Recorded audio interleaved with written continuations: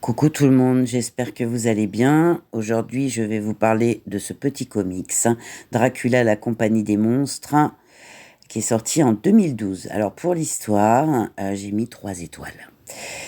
Alors ils l'ont ramené à la vie, mais leur erreur fut vraiment de croire qu'ils pourraient le contrôler. Et à présent, on a Dracula qui s'est échappé, qui est libre de faire des ravages dans un monde qui se doute de rien en plus, et pris au piège dans une rivalité opposant son oncle assoiffé de sang et Dracula lui-même. On a Evan, un des personnages donc, qui doit trouver un moyen d'arrêter la déferlante qu'il a contribué à créer. Donc ça va être compliqué. Ensuite, pour le dessin, j'ai mis 3 étoiles. Alors on est sur un papier mat.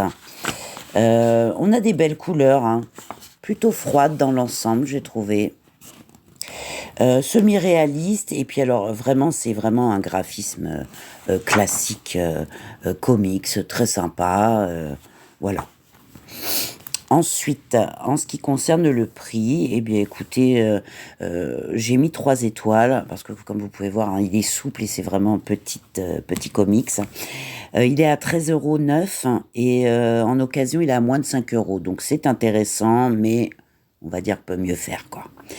Et pour le plaisir de le lire, j'ai mis 2 étoiles. Alors là, les vidéos qui vont venir, ça va être pas mal de déceptions en ce qui concerne les BD comics. Alors, c'est sympa, mais rien d'extraordinaire, quoi. Voilà, j'étais déçue. J'avais beaucoup d'attentes et au final, voilà, quoi. Je trouve ça un peu mou, ça a du mal à démarrer.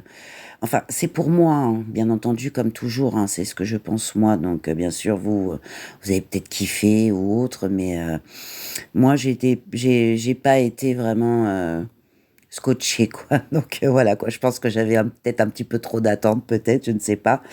Mais bon, déception, quoi. Bon, allez, bisous.